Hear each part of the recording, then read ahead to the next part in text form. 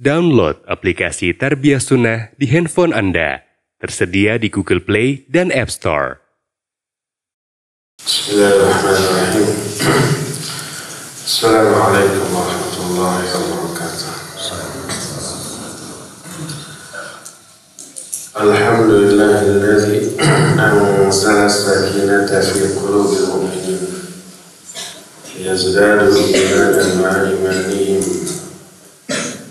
Walillahi junudus samawati wal ardh wa kana Allahu 'aliman hakima. Wa asyhadu an la ilaha illallah wahdahu la syarika lah iqraran bihi wa tauhidan. Wa asyhadu anna Muhammadan abduhu wa rasuluh sallallahu alaihi wa ala alihi wa ashabihi wa sallam tasliman mazida wa ba'd. Anak-anakku sekalian, para santri Ma'had Tahfidzul Quran Tarbiyah Sunnah Bandung, alhamdulillah kita kembali berjumpa. Kita sedang membahas bab sholat sunnah yang kita sudah bahas di pertemuan yang lalu adalah keutamaan sholat sunnah rawatib. Rawatib adalah sholat sunat yang mengiringi sholat fardu, baik sebelumnya atau setelahnya, sebelum sholat fardu atau setelah sholat fardu. Yang sebelum sholat fardu disebut qabliyah, yang setelahnya disebut ba'diyah. Ada 10 atau 12 rakaat seperti yang sudah kita terangkan. Dan penjelasan terakhir adalah tentang keutamaan sholat fajar 2 rakaat sebelum subuh, yang dibaca rakaat pertama Al-Kafirun, rakaat kedua apa? Al-Ikhlas, Wallahu ahad. Nah, sekarang kita masuk ke pembahasan jenis sholat sunat yang kedua, yang utama juga, yaitu qiyamul lail. Qiyamul lail artinya sholat malam. Biasa juga disebut tahajud. Dan tahajud diperintahkan. Hukumnya wajib bagi Nabi SAW, sunnah bagi umat. Allah berfirman, wa minal laili fatahajjad bihi nafilatan lak. Dan di sebagian waktu malam bertahajudlah kamu. Ini perintah Allah kepada Nabi SAW karena menggunakan dhamir mufrad. Wa minal laili fatahajjad, bukan fatahajjad. Fatahajjad ke seorang, yaitu Nabi SAW, nafilatan lak, sebagai ibadah tambahan bagimu, bukan laku, bukan bagi kalian tapi bagi kamu. Kamu di sini adalah Nabi Muhammad SAW. Nafilatan lak maknanya kewajiban tambahan bagimu. Asa ayyab asakallahu rabbuka, asa ayyab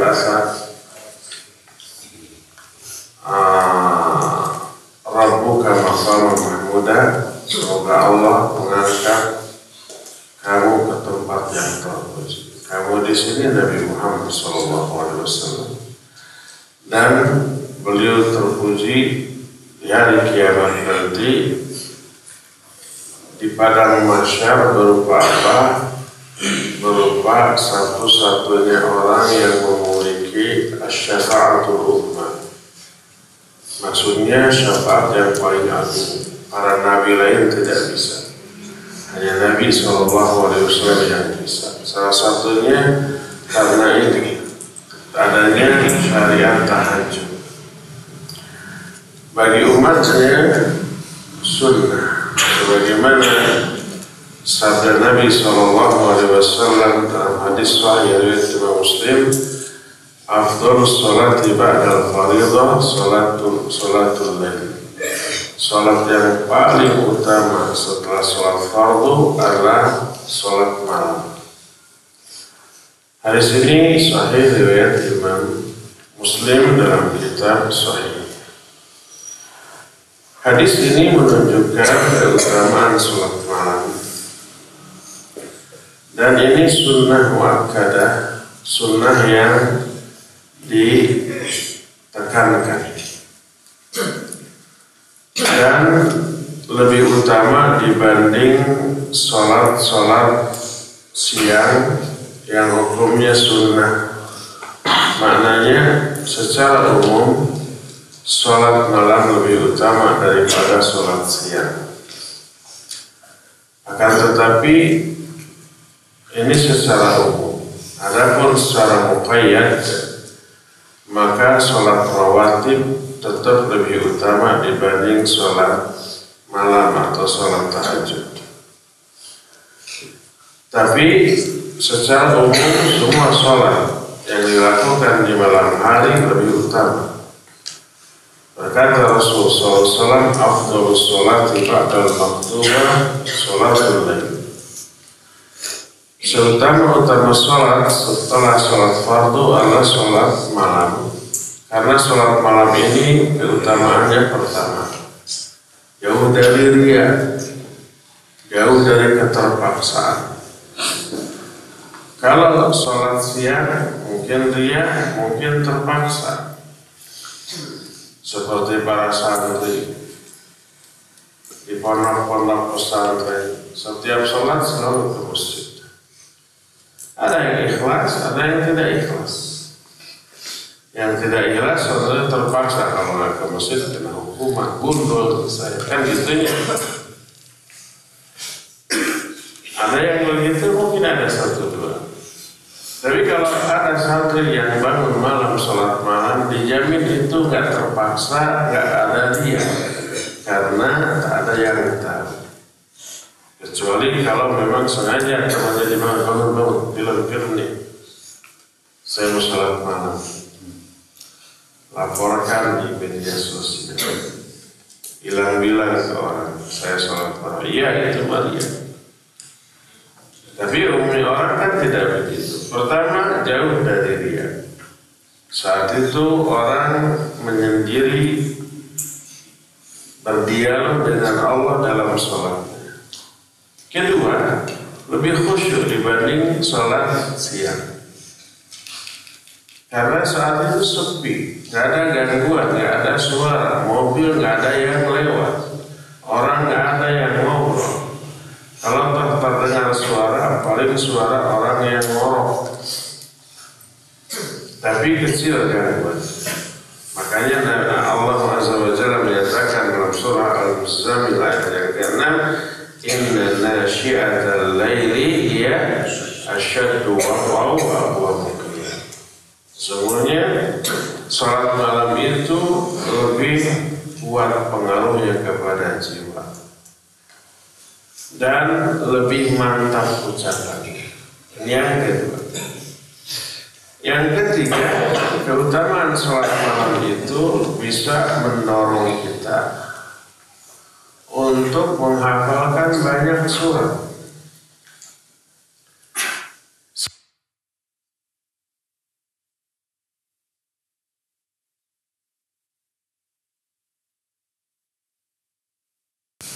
Kalau ingin berlama-lama dalam sholat, dia akan baca surah yang panjang.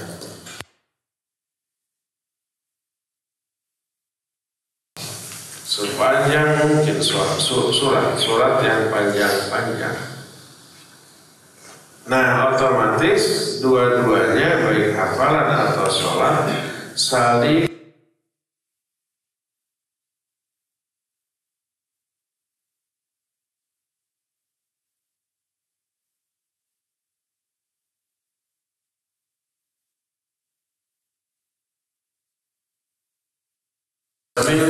berhafal. Itu wajib dipelihara, hafalan itu wajib dimurajaah. Dan saat yang paling bagus untuk memurojaah, mengulang-ulang hafalan dalam sholat. Sedangkan dalam sholat fardu nggak mungkin kita baca surat-surat Fatihah. Satu-satunya adalah sholat sunnah. Sholat sunnah bebas. Sedangkan sholat sunnah yang paling bebas sholat malam. Nah, ini saya surah Al-Baqarah istahab ingin baca, ingin segera malam hari datang. Nanti bangun jam 3 dibaca. Untuk awalnya 2 rakaat. Untuk 1 sholat. Lama-lama 1 rakaat 1 sholat. Nah, jadi saling memberikan dorongan. Biasanya begitu hafal surat yang baru ingin segera dibaca dalam sholat malam. Itu keutamaan sholat malam yang keempat, memberi dorongan untuk menghafal surah-surah yang panjang. Kelima, memberi dorongan untuk menghafal doa yang banyak. Karena apa? Karena kita tahu saat yang paling bagus untuk berdoa malam hari. Saat itu Allah turun ke langit dunia.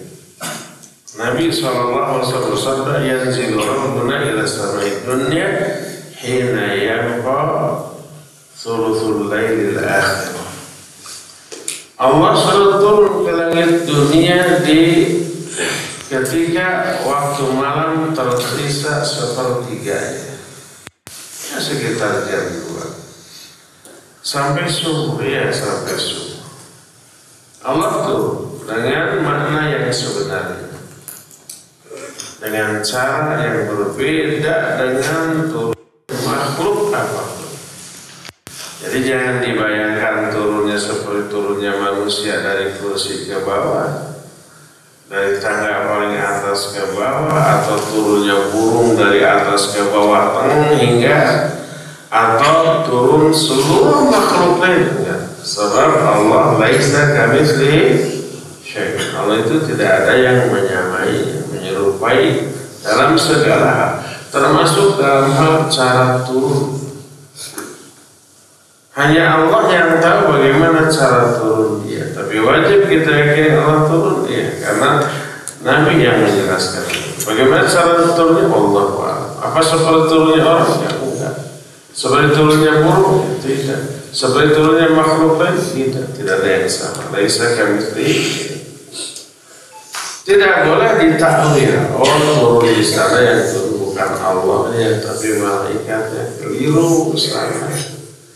Oh, yang turun di sana turun rahmatnya. Salah, rahmat tidak hanya malam hari, siang juga turun, dan tidak hanya sepertiga akhir malam, dari awal malam juga turun.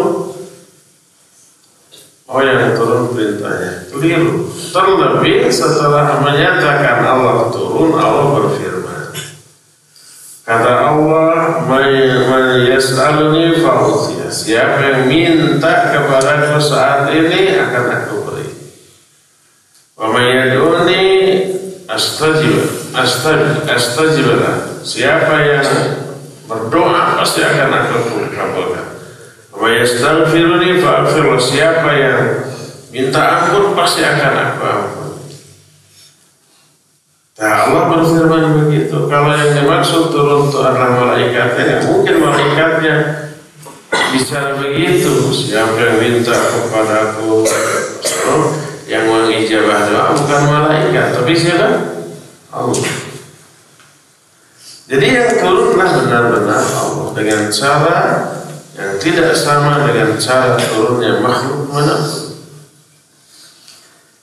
Nah, jadi saat itu berdoa, doanya didengar, dikabul oleh Allah. Doa itu berbisik di bumi, di tanah, tapi terdengar ke langit.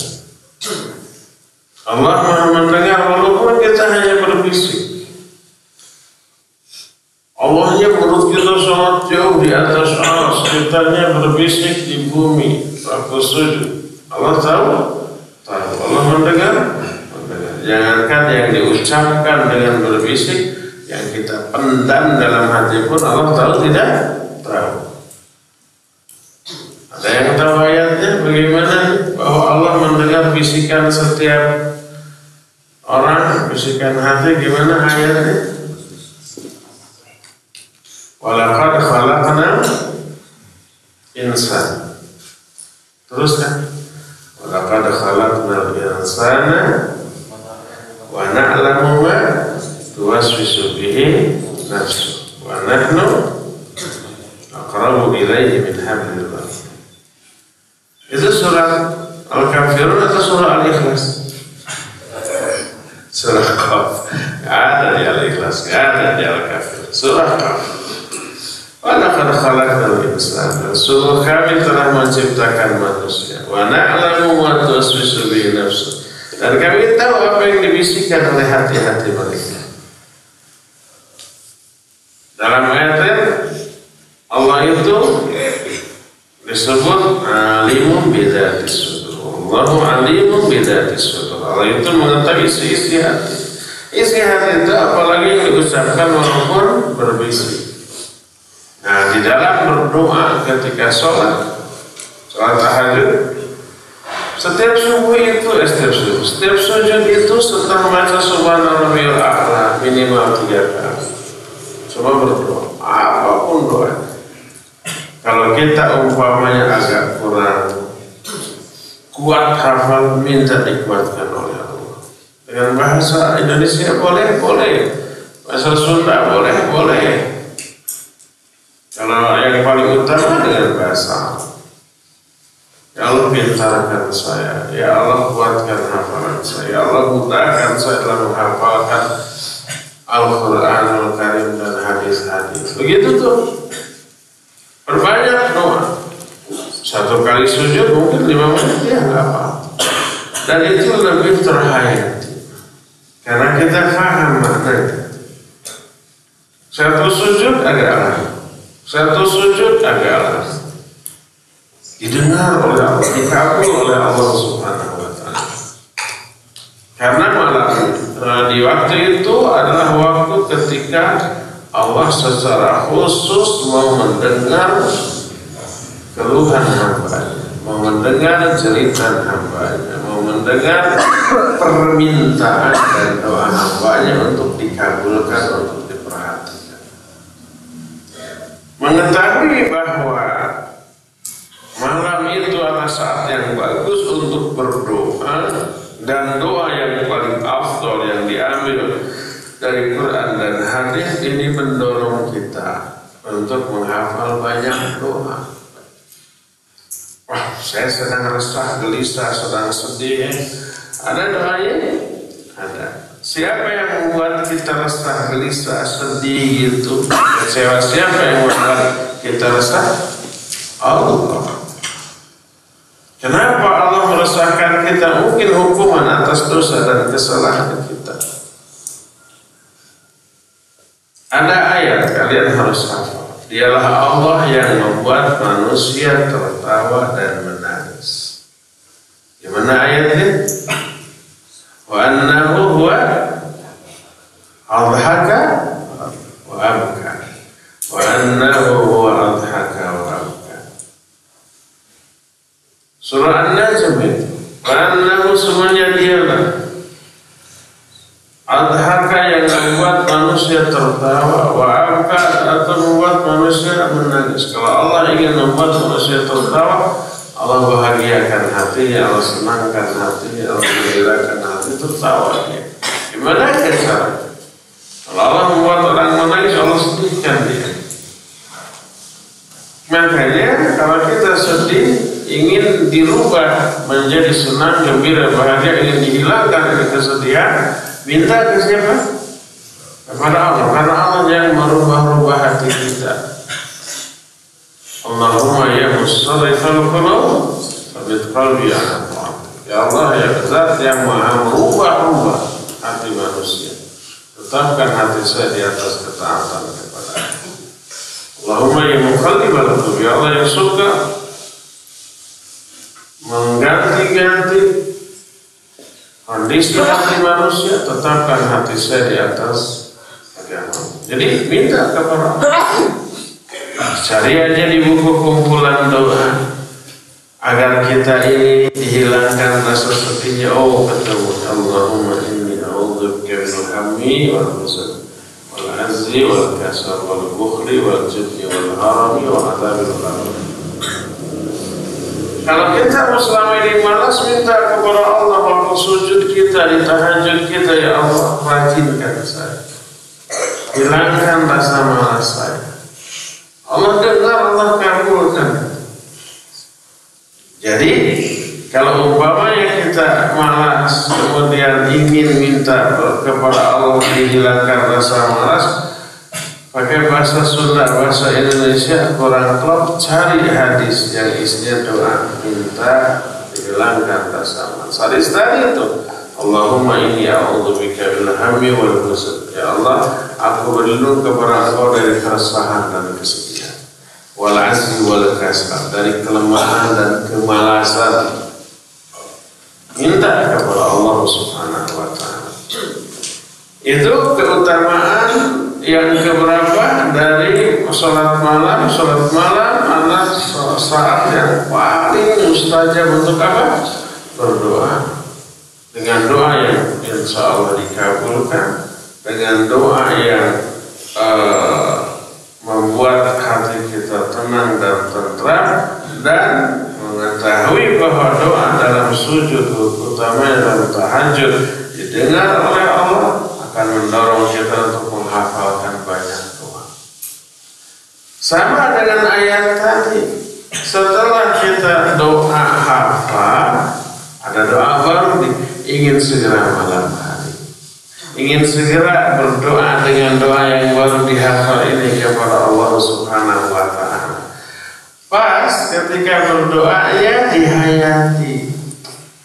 Maka ingat, ketika tahajud, baik baca Qur'annya ataupun berdoa ketika sujud, coba bisikkan dengan lisan dan terdengar oleh telinga kita, karena mendengar baik bacaan ataupun doa dalam sujud lebih mendorong kita untuk lebih khusyuk.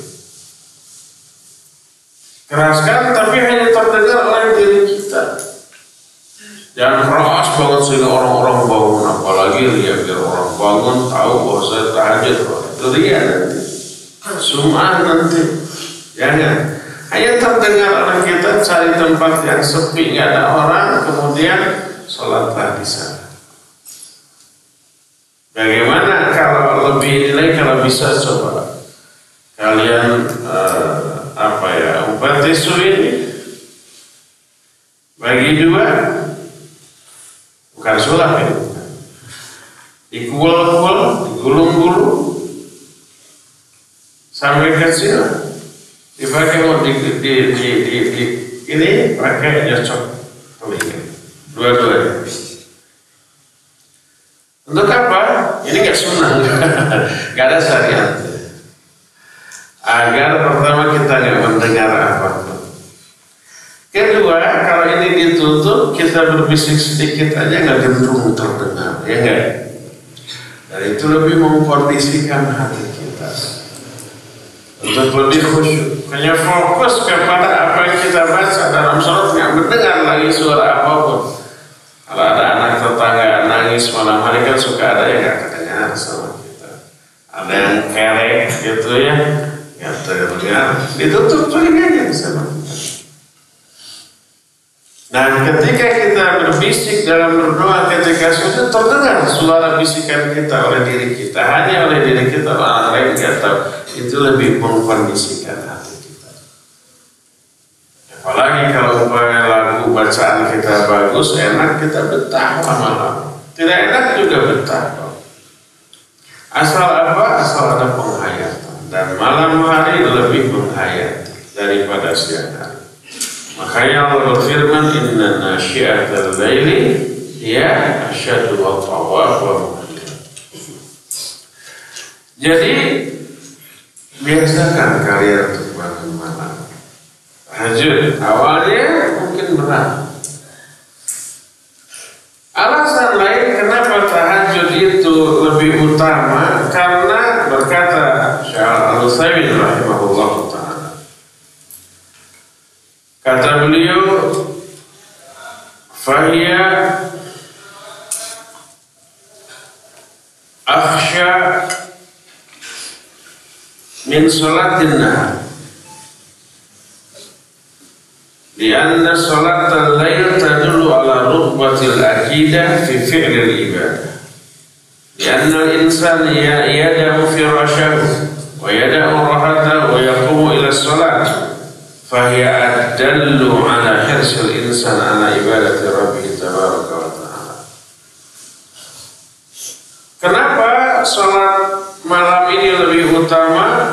Karena pertama lebih bisa khusyuk dibanding salat siang. Yang kedua, salat malam menunjukkan semangat yang kuat untuk beribadah kepada Allah. Dia meninggalkan tempat tidurnya.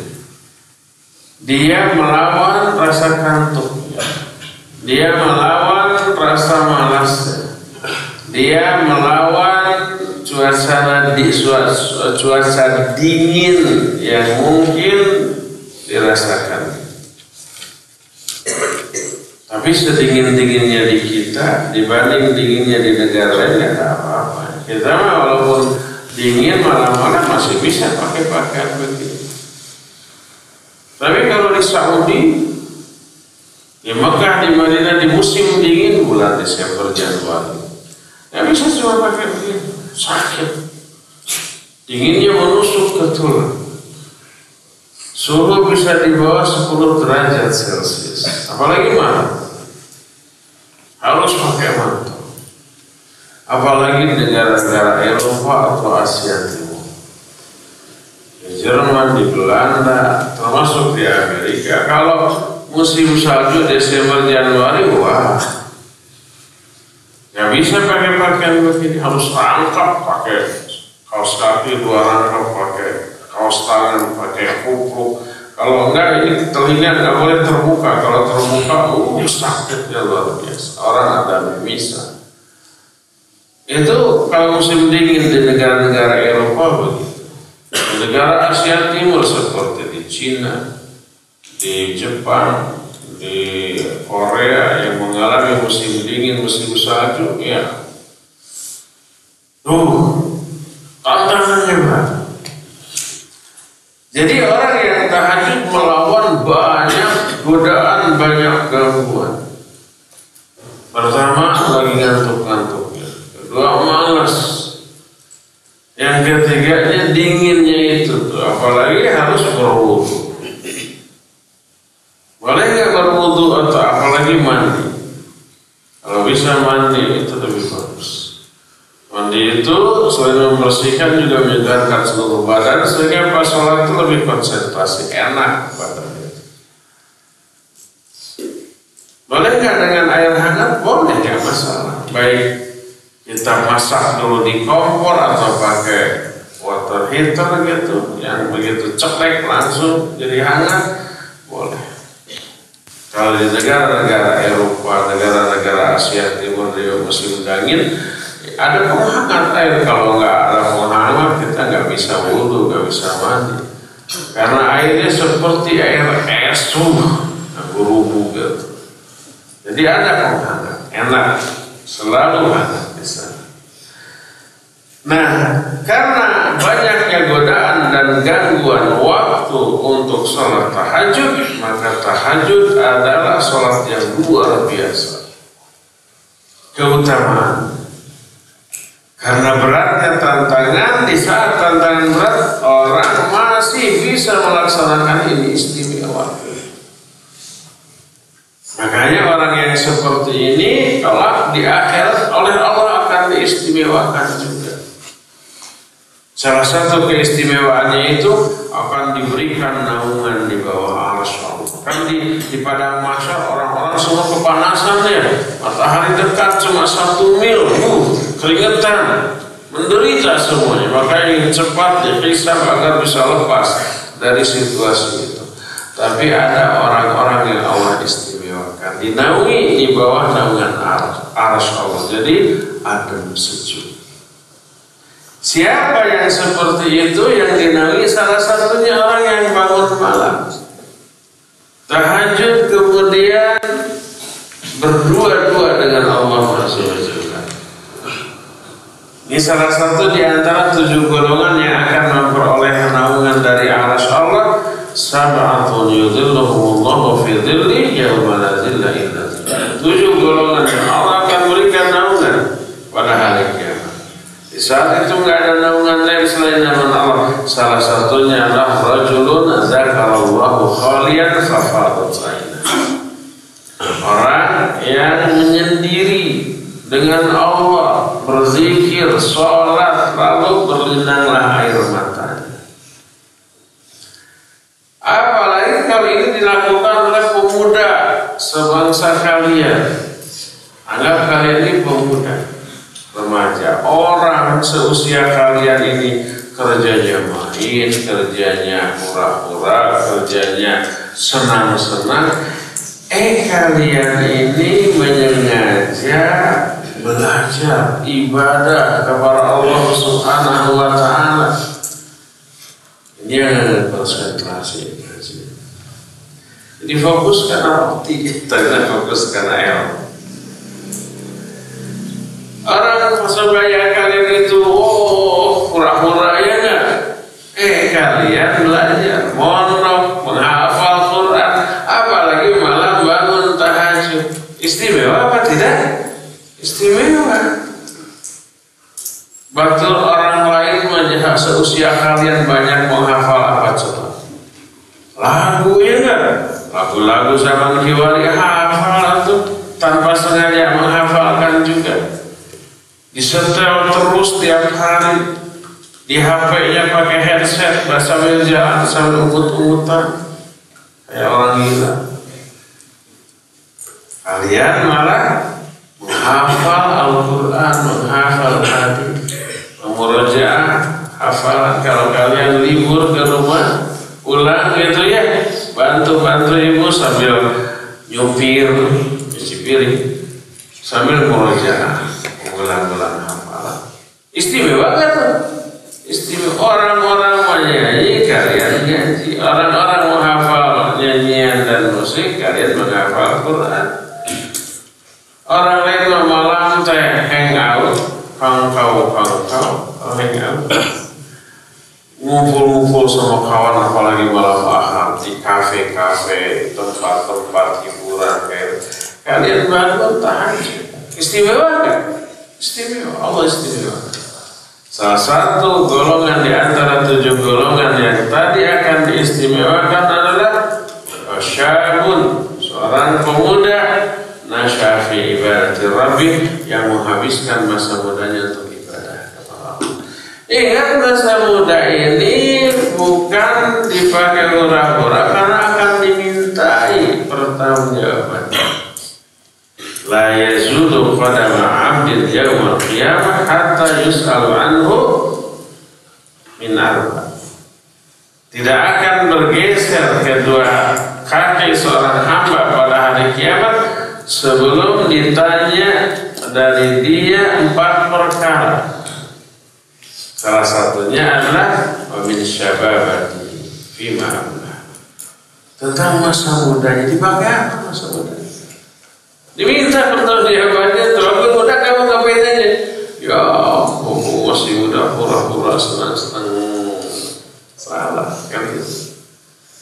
Tapi kalau kalian ketika nanti di akhir ditanya, habiskan untuk apa masa muda kalian? Saya habiskan untuk belajar, untuk ibadah, menghafal kalam-kalam-Mu ya Allah, beribadah kepada malam tahajud, siangnya juga nggak pernah lewat sholat rawatib, saum sunnah juga dilaksanakan. Ini istimewa, diistimewakan oleh Allah. Diberitahukan pada hari kiamat. Orang semua menderita, dia bahagia. Orang semua kepanasan, dia nyaman dan aman. Orang semuanya ingin segera lepas dari kondisi seperti itu, dia betah berada dalam kondisi seperti itu. Istimewa itu. Isi malam-malam kita dengan salat malam, dengan tahajud. Isi waktu-waktu hidup kita dengan banyak-banyak membaca Al-Quran dan menghafalkannya. Isi siang hari kita ya dengan sholat, dengan baca Al-Quran, dengan zikir, dan dengan saum-saum sunnah. Isi masa-masa muda kita dengan ibadah kepada Allah SWT. Tidak akan diistimewakan di dunia dan terus akan diistimewakan sampai ke akhirat nanti. Bangunlah malam hari. Jam 3 bangun. Awalnya beratnya. Kalau awalnya berat gak bisa lama-lama, gak apa-apa sebentar dulu. Baca dulu surah-surah yang pendek. Umpamanya pendeknya orang awam dengan kalian beda loh ya. Umpamanya yang dibaca dari juz amma, umpamanya an-naba, amma-nya bikin tuh 2 rakaat dulu. 1 rakaat setengah surat, 1 surat 2 rakaat salam. Terus ke an-nazi'at sambil kalian memurajah ya, memurajah. Rakaat setelah bersalam bangkit lagi an-nazi'at. Bikin 2 rakaat lagi. Beres 2 rakaat an-nazi'at, bangkit lagi masuk ke rakaat 4 rakaat dari rakaat ke-5 Baca terus surah apa? Takbirnya setelah ya takbir. Abasa dulu, abasa. Bikin 2 rakaat. Setelah itu takbir, bikin 2 rakaat. Sudah 4 surat, 8 rakaat. Witirnya 3, kalau witir fix tetap. Rakaat pertama baca surah Al-A'la, Sabbih Rabbika. Rakaat kedua kuliah. Salam. Nah, terus witir terakhir 1 rakaat baca kulhu aja. Bukan kulhu aja kata. Fatihah dulu, Fatihah baru kulhu. Setelah itu sudah 11 rakaat. Ente ternyata sebentar ya, nggak sampai sejam, cuma 40 menit. Nah nanti mah an-naba 1 rakaat, an-nazi'at 1 rakaat.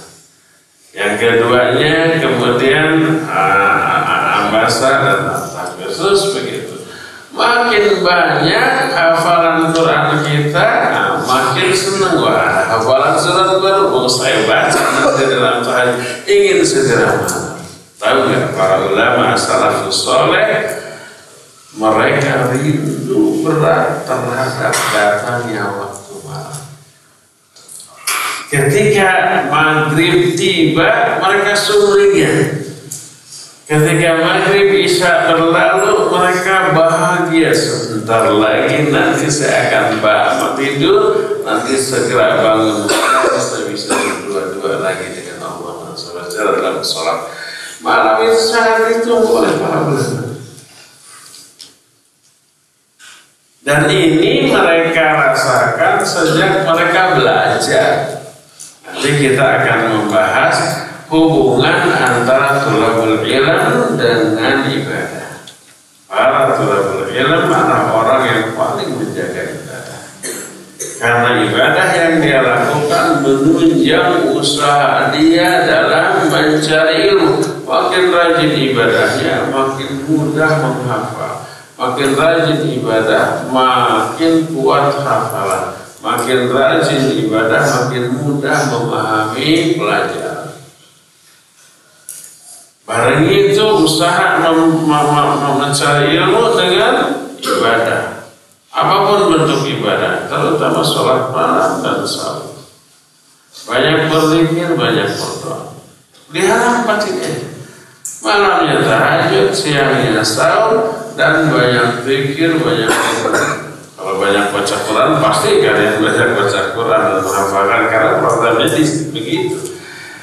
Nah, istimewanya para santri itu begitu. Kalau ketika dewasa dan tua, Allah akan mengistimewakan orang di dunia, dan kelak akan lebih diistimewakan lagi di akhirat. Hidup ini ringkas, ya. Bayi, ABG, pemuda, dewasa, tua, mati. Udah. Dan itu singkat bagi orang seusia saya. Hidup itu rasanya baru, saya baru aja anak-anak, sekarang sudah anak-anak saya juga sudah punya anak-anak lagi. Sehingga apalagi nanti di akhirat begitu dibangunkan, berapa lama kamu hidup? Kamu habis dan kamu mendoa saya. Begitu aja balik. Apalagi saya hidup di dunia itu sehari atau setengah hari, nggak sakit, nggak terasa aja gitu. Kemarin saya merasa masih anak-anak, nggak terasa sekarang sudah punya anak saya juga sudah punya anak lagi. Anak dari anak saya memang masih anak-anak. Sebentar lagi anak dari anak saya akan punya anak lagi. Iya. Ketika anak dari anak saya sudah punya anak, saya mungkin sudah meninggal, sudah tidak ada. Ringkas, tinggal yang ada bertanggung jawab. Tapi kalau semasa hidup kita, masa muda kita diisi ibadah, diisi belajar, begitu juga sampai tua, ketika Allah meminta pertanggungjawaban kita tenang. Kita tidak menyia-nyiakan masa waktu hidup kita di dunia sejak anak-anak sampai pemuda, remaja, pemuda sampai dewasa, semuanya dipakai ibadah, semuanya dipakai mempelajari agama ini untuk diamalkan, siap untuk dihisab, ya. Tapi bagi orang-orang yang ketika hidupnya dipakai untuk hura-hura mengejar dunia dan ibadah, deg-degan, tinggal pertanggungjawaban, dipakai apa masa muda? Pakai hura-hura dulu, babak belur. Setelah tua pun dipakai apa? Tetap dipakai apa namanya mencari dunia untuk menafkahi anak dan istri. Tapi menalaikan ibadah, wah, sebab belur lagi ya. Hisabnya kan. Adapun orang beriman, fayuhasibu hisaban yasira. Dia akan dihisab dengan hisab yang sangat enteng, sangat ringan dan membahagiakan. Ya, jadi biasakan malam bangun tahajud. Ya, kemudian dipakai untuk kesempatan memurojaah hafalan. Di sanalah hafalan kita akan lebih diperkuat sehingga tidak mudah lupa. Ya, setiap nambah pasti akan nambah lama tahajudnya. Nambah hafalan, nambah lama tahajud, nambah kuat, dan itu yang mempercepat kita menghafal sehingga target 1 tahun 10 juz itu bisa terkejar 3 tahun sudah semuanya hafal dan mutqin. Mungkin itu apa? Kuat, tidak mudah lupa karena selalu terpelihara dalam tahajud kita, dalam sholat-sholat. Nah, sekarang bagaimana tata caranya tahajud atau qiyamul lail? Jadi kita akan bahas nanti di pertemuan yang akan datang. Untuk sekarang cukup sampai di sini dan kita masih punya waktu untuk bertanya jawab. Sallallahu alaihi wasallam. Siapa yang mau roti? Motif penanyanya bukan itu. Coba siapa yang nanya?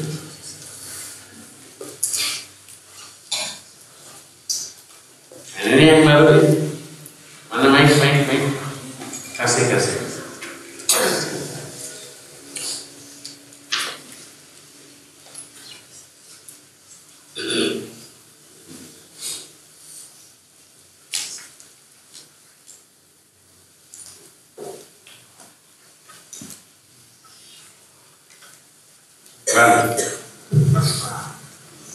Assalamualaikum warahmatullahi wabarakatuh. Assalamualaikum. Perkenalkan, nama saya Atar dari Cimahi. Atar. Saya izin bertanya, jika kita lagi sholat lalu jemaah yang di depan kita ada yang salah satunya batal, lalu tidak ada yang mengisi softnya, itu bagaimana? Ya, ator.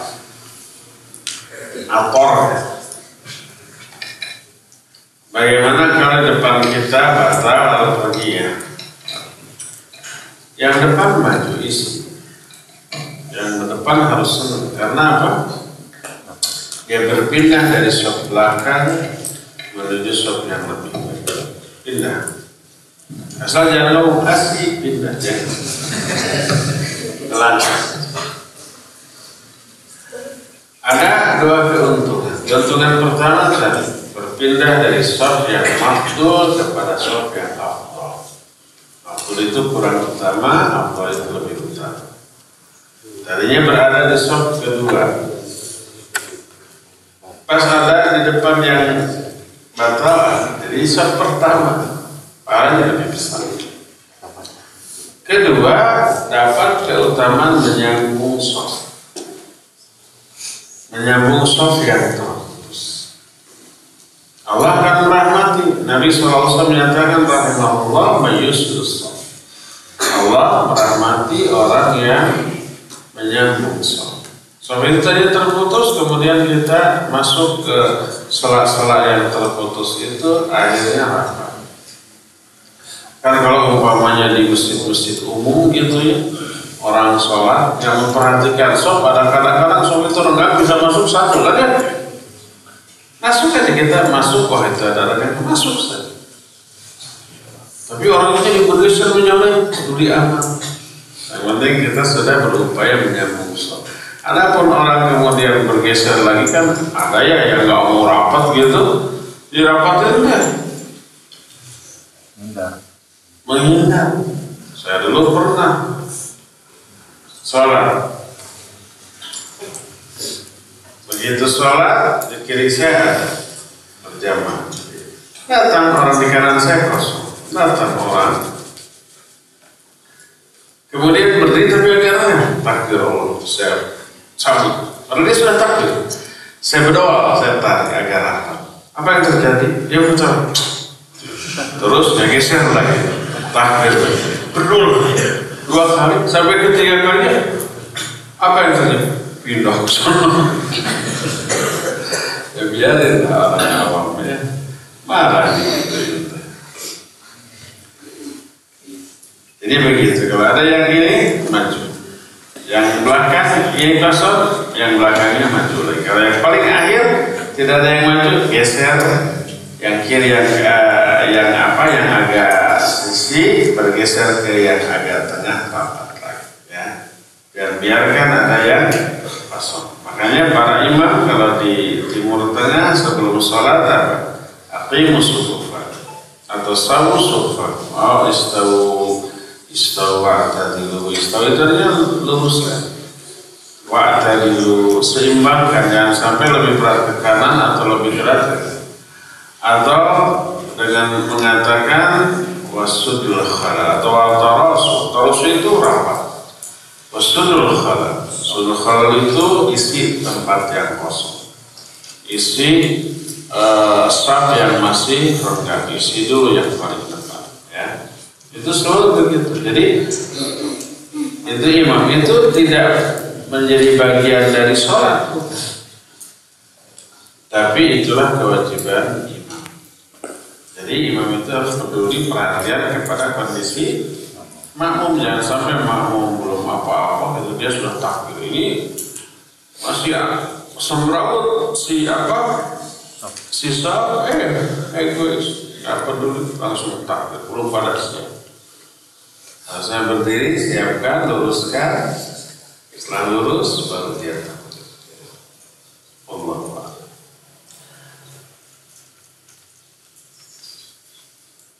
Siapa lagi? Yang baru. Kasih mic. Ya, stafet.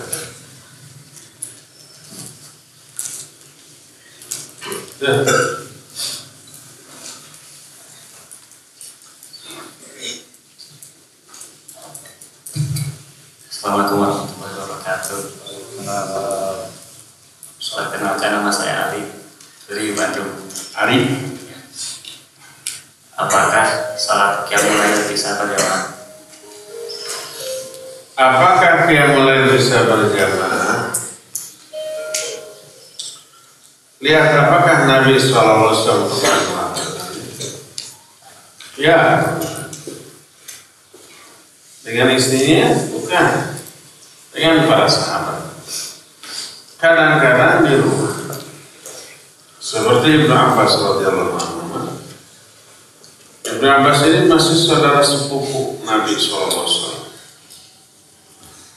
Kebetulan bibinya adalah istri Nabi SAW. Jadi mahram ke bibi, ke istri Nabi, salah satu istri Nabi. Jadi Ibnu Abbas itu menginap di rumah Rasulullah SAW. Kemudian malamnya Nabi bangun, Ibnu Abbas ikut bangun. Nabi SAW sholat, lalu Ibnu Abbas ikut sholat berdiri di sebelah kiri. Lalu kata Ibnu Abbas, fa'akhadha bira'si wa aqamani an-yamin. Beliau memegang kepala saya, kemudian memindahkan saya sehingga saya berdiri di sebelah kanan. Lalu sholat berjamaah. Sholat apa? Tahajud. Demikian juga Nabi SAW waktu malam sholat. Lewatlah Abdullah bin Mas'ud ke pinggir rumahnya. Terdengar Nabi SAW lagi sholat di dalam, maka dia ikut sholat dari luar. Nggak ikut sholat ke dalam, karena di dalam pasti ada istri Nabi SAW. Akhirnya ikut sholat berjamaah di luar. Pas walau amin gitu ya. Maka bergabung saat ada Hudzaifah. Ada beberapa sahabat lain. Nabi SAW tahu itu, tapi dibiarkan, tidak dilarang. Menunjukkan boleh bersolat berjamaah, boleh. Sekali-sekali Nabi suka melakukan, tapi tidak direncanakan, tidak diagendakan. Rutin tiap malam yuk kita berjamaah sholat tahajud di masjid, enggak. Kalau itu tidak disyariatkan. Seandainya hari itu baik, pasti Nabi mengumumkan, siapa yang mau ikut sholat malam nanti malam, ayo ngumpul di masjid jam sekian. Pasti begitu, pasti masjid penuh itu ya. Tapi Nabi SAW tidak melakukan itu. Jadi boleh sholat malam berjamaah, boleh, asal tidak rutin, tidak dibiasakan, tidak diagendakan. Ya, Allah Ta'ala. Cuma lagi. Ini yang baru. Kasih.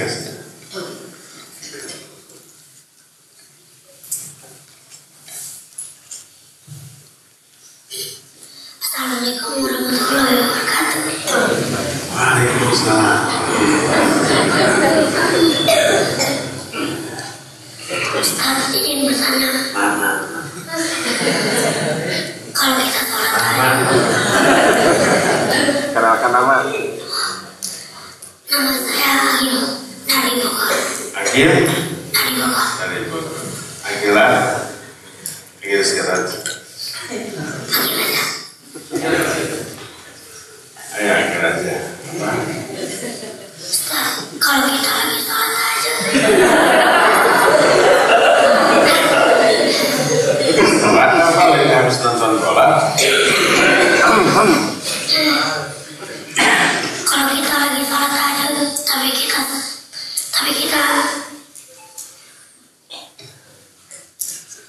saat kita sholat terus ada azan subuh, bagaimana? Kalau lagi sholat tahajud terus azan subuh gitu, bagaimana? Iya, kalau umpah kita terlambat. Jadi bangun itu umpah jam 4. Tahajud. Baru serokan sudah ada, karena sekarang azan subuh itu jam 4:07. 4 berapa? 4 berapa? Jadi baru rakaat pertama, baru baca surah, sudah azan. Apa yang harus kita lakukan? Apa kita batalkan? Enggak. Kita enggak batalkan, lanjut sampai rakaat kedua lalu salam. Nah, setelah salam ya sudah, segera pergi ke masjid. Dan rakaat keduanya jangan baca surah yang panjang. Kulhu aja sudah. Ringkas. Jadi selesaikan dulu sholat itu sampai 2 rakaat. Setelah salam ya langsung pergi ke masjid. Besok jangan gitu lagi. Agil. Besok jangan terlambat lagi. Bangunnya jam 3, jangan jam 4. Nah, terus gimana dong kita nggak tutup dengan sholat witir? Salah sendiri kenapa terlambat. Jadi kalau kita umpamanya bangun kesiangan, jam 4 bangun, wah ini kayaknya nggak akan cukup 11 rakaat. Paling cukup 2 rakaat, maka lebih utama sholat witir saja. Nanti ada keterangan, seutama-utama sholat malam adalah witir. Malam sholat malam itu ada 2 macam, ya tahajud, ya witir. 2 hal yang berbeda. Mana yang paling utama? Witir. Jadi kalau umpama kita bangun cuma, cukup 2 rakaat, lebih baik witir aja 1 rakaat. Sebagaimana hadisnya tentang hal itu ada, tapi belum sempat kita bahas. Nabi Shallallahu Alaihi Wasallam menyatakan, Salatul lail masna wa masna. Fa idza khasya ahadukum subuh shalla rak'atan wahidatan tutiru lahu ma qad shalla. Salat malam itu 2 rakaat, 2 rakaat. Kalau salah seorang di antara kan takut keburu azan subuh, maka salatlah 1 rakaat. Salat apa ini? Salat witir. Saking pentingnya salat witir, Nabi sampai mengamanatkan jangan tinggalkan salat witir. Kadang beliau mewasiatkan sebelum tidur witir dulu. Takut kebablasan sampai subuh. Kalau nanti malam bangun ya tinggal tahajudnya karena witirnya sudah. Ya, jadi kalau kita terlambat bangun kira-kira 5 menit lagi sebelum azan subuh gitu ya, lebih baik sholat witir 1 rakaat atau 3 rakaat. Daripada sholat tahajud tanpa witir, mending witir tanpa tahajud. Ya, wallahu a'lam. Siapa lagi?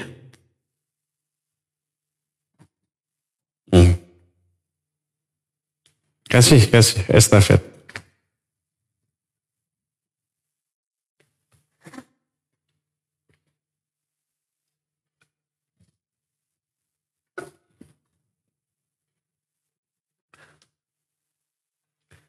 Sampai nyala. Assalamualaikum warahmatullahi wabarakatuh. Waalaikumsalam warahmatullahi. Nama saya Abdul Razak dari Pekanbaru. Apa saja 7 golongan orang-orang yang dapat naungan di padang mahsyar? Pertanyaannya bukan apa saja, siapa saja. Bukan barang, tapi orang. Siapa saja 7 golongan yang dapat naungan di padang mahsyar? 1, imam yang adil. Untuk level apapun, presiden, raja gitu ya, menteri pemimpin bukan? Pemimpin departemen. Gubernur, bupati, wali kota, sampai RT RW. Pertama, imam yang adil. Yang kedua tadi, pemuda yang menghabiskan masa mudanya untuk ibadah. Yang ketiganya adalah masih tentang pemuda. Pemuda yang ketika digoda oleh perempuan yang cantik, kaya raya, terhormat, diajak maksiat, tapi dia menolak. Dengan mengatakan, saya takut kepada Allah. Ada pemuda yang begini? Baheula? Ada nggak pemuda yang dulu orang ini kasep, ganteng, luar biasa, diajak maksiat oleh perempuan, nolak? Siapa? Nabi Yusuf. Dipaksa, kabur, dibedol. Perewek, soek. Apanya yang sobek? Baju belakangnya. Lari ke pintu, mau kabur. Dikejar. Perempuan tuh gitu tuh. Pas di pintu ada suaminya, ada raja. Sudah perempuan ini jahat, ngajak maksiat, mitnah lagi. Dia yang memerkosa saya gitu katanya. Malah sebaliknya, kata Nabi Yusuf, enggak, dia yang ngegoda saya. Bingung kan raja ya? Kebetulan ada penasehatnya. Lihat, kalau pakaiannya robek dari belakang, wanita ini dusta. Nabi Yusuf ini benar. Tapi kalau sobeknya dari depan, wanita ini benar. Karena kalau umpamanya mau memperkosa, pasti wanita itu menolak, pasti yang disobek bagian depan ya. Dilihat yang sobek yang mana? Yang belakangan. Akhirnya salah dia. Yang ketiga, pemuda yang diajak maksiat. Perempuan yang ngajak maksiat bukan ecek-ecek loh. Cantik, kaya, terhormat. Daya tariknya luar biasa. Tapi ditolak. Keempat ya. Keempat, dua orang yang saling mencintai karena Allah, bertemu karena berpisah karena dua sahabat. Yang saling mencintai karena Allah, karena iman. Itu keempat. Kelimanya, tadi yang saya bilang, orang yang menyendiri untuk beribadah kepada Allah lalu berlinanglah air matanya. Baru 5 ya. Keenam, ada yang ingat? Ada yang tahu keenam yang siapa? Keenam dan 7 tinggal 2 lagi. Orang yang bersedekah. Lalu dia sembunyikan. Sampai dikatakan hatta la ta'lama shimaluhu ma tunfiqu yaminuhu. Dirahasiakan sampai tangan kirinya pun tidak tahu apa yang diinfakkan oleh tangan kanan. Jadi dia ikhlas benar-benar disembunyikan ketika infak dan sedekah. Yang ketujuh ini yang berkaitan dengan kita. Pemuda yang hatinya selalu terkait ke masjid. Ya, tidak ngurut 7 ini tapi 7 poinnya dapat ya.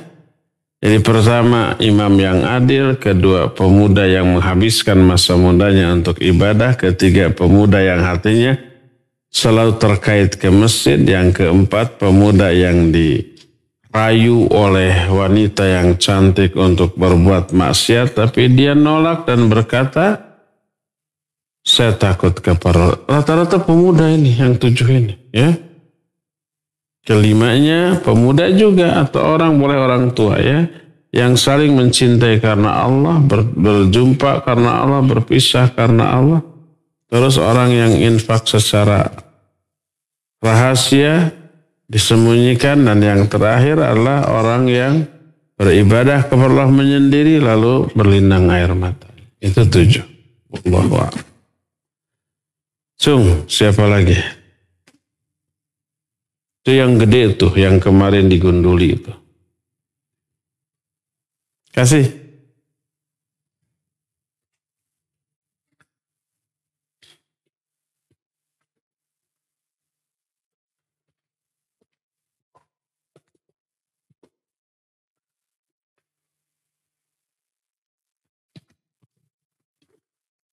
Assalamualaikum warahmatullahi wabarakatuh. Assalamualaikum warahmatullahi wabarakatuh. Saya Dafa. Ya, dari Bandung. Saya pengen tanya kalau misalnya kalau Allah turun ke langit dunia sepertiga malam, bagaimana Allah turun di sepertiga malam di belahan bumi yang lain, sedangkan waktu di setiap tempat itu berbeda-beda? Iya. Bagaimana Allah turun di sebuah tempat di malam hari, padahal tempat-tempat berbeda. Jadi umpama ini anggap bumi ya. Bagian atas ini kan, bumi ini berputar terus. Sekarang di Bandung umpamanya jam berapa? Jam 6. Di tempat lain di mananya? Di Saudi sekarang jam 2. Jam 2 malam.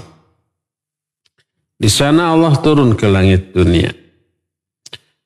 Terus setelah berlalu Saudi jadi siang, ada sepertiga akhir malam di kota lain, di negara lain, sebelah timur lagi, sebelah barat lagi terus. Di Eropa terus. Kalau begitu, apakah Allah selamanya di langit dunia kan gitu ya?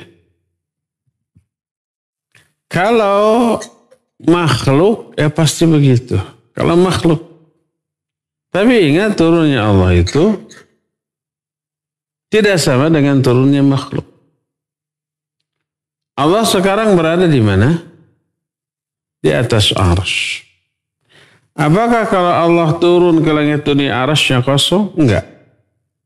Yanzilu Rabbuna ila samai dunya min ghairi ayyaj'ala arsyahu khalian min.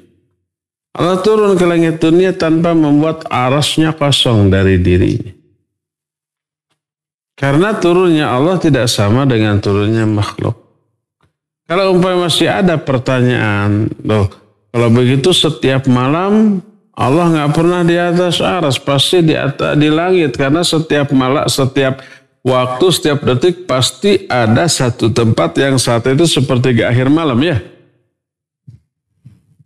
Dia masih berpikir cara Allah turun ke dunia itu seperti cara turunnya makhluk. Karena makhluk akan begitu. Sekarang umpamanya saya jam 6 berada di sini. Kalau berada di sini nggak ada di tempat lain. Kemudian saya berangkat ke arah barat, ke timur. Ke timur itu mana itu ya? Ke timur. Nah, ternyata pakai pesawat yang cepat ada di waktu Indonesia bagian tengah. Jam 6 juga di sana. Kan bedanya sejam. Lalu terbang lagi ke Indonesia Timur, beda sejam lagi. Masih jam 6 juga. Gitu kan? Berarti setiap jam 6 saya ada di suatu tempat. Itu makhluk kok. Allah tidak sama dengan makhluknya. Cara turunnya Allah dari langit, dari arsy ke langit dunia adalah misteri. Tidak ada seorang pun yang tahu. Kenapa tidak ada yang tahu cara Allah turun? Karena Allah tidak menginformasikan. Tidak memberitahukan. Dan pasti berbeda dengan cara turunnya makhluk. Makanya nggak boleh umpama kita berpikir kalau memang Allah turun ke langit ini setiap sepertiga akhir malam berarti Allah selamanya ada di langit dan tidak ada di atas arsy. Karena setiap sepertiga akhir malam pasti di saat itu ada di negeri tertentu yang saat itu sepertiga akhir malam. Allah ada di sana. Nggak begitu berpikirnya. Pokoknya wajib kita yakini Allah turun di setiap sepertiga akhir malam dengan turun yang hakiki, yang sebenarnya dengan cara yang berbeda dengan turun makhluk manapun. Yakini saja seperti itu dan Allah tetap istiwa di atas arsy. Allah turun tanpa membuat di atas arsy itu kosong dari diri Allah Subhanahu wa taala, ya. Wallahu a'lam bishawab. Terakhir siapa?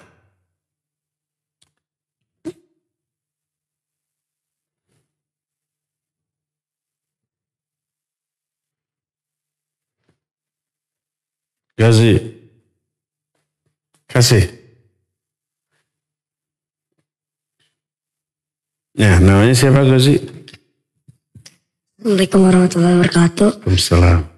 Perkenalkan nama saya Gozi dari Cimahi.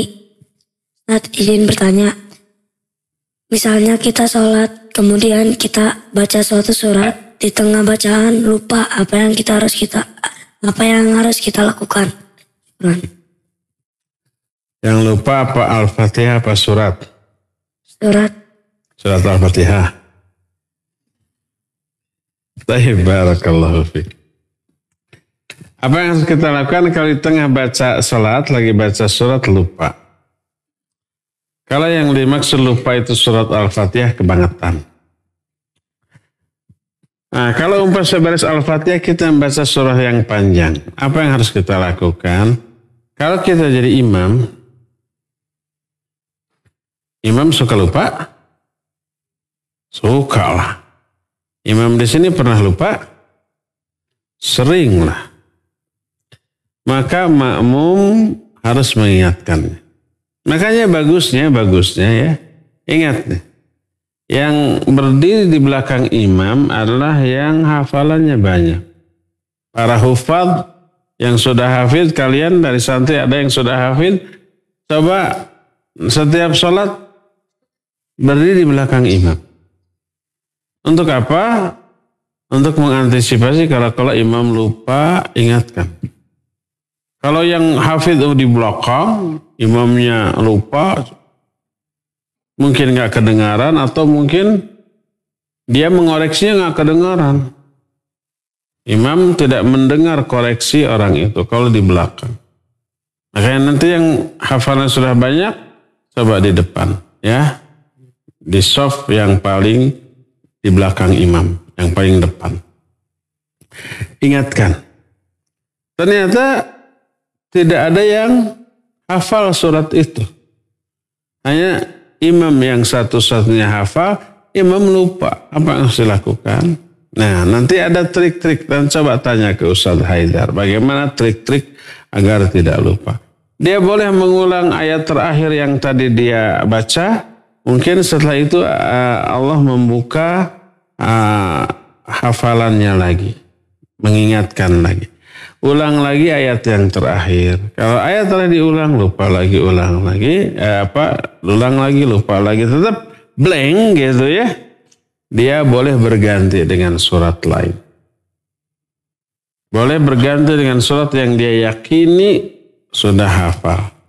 Umpama juz amma yang pendek ya. Karena tadi sudah lama, udah selembar gitu ya. Pas masuk lembaran kedua, lupa. Terus ganti ke surat lain yang panjang, lebih panjang dari yang pertama. Boleh sih nggak apa-apa, tapi mungkin nanti makmum banyak batuk. Banyak berdeh gitu ya. Itu isyarat kepanjangan. Jadi boleh berganti ke surah lain. Boleh juga kalau blank lupa langsung langsung takbir ruku nggak apa-apa. Sebagaimana Nabi SAW pernah. Suatu saat beliau baca surat panjang, kemudian ngaranda, kemudian batuk. Setelah batuk, beliau tidak melanjutkan bacaan langsung ruku. Jadi kalau lupa di tengah jalan, ingat-ingat dulu. Kalau diingat-ingat tidak ingat juga, boleh ganti ke surat lain, boleh langsung ruku. Ya, itu Gus ya. Wallahu a'lam. Cukup ya. Sampai di sini saja, waktunya sudah habis. Insya Allah kita akan jumpa lagi di Jumat yang akan datang. Jangan lupa baca surah Al-Kahfi hari Jumat ya. Subhanakallahumma bihamdik asyhadu an la ilaha illa anta astaghfiruka wa atubu ilaik. Walhamdulillahirabbil alamin. Wassalamualaikum warahmatullahi wabarakatuh.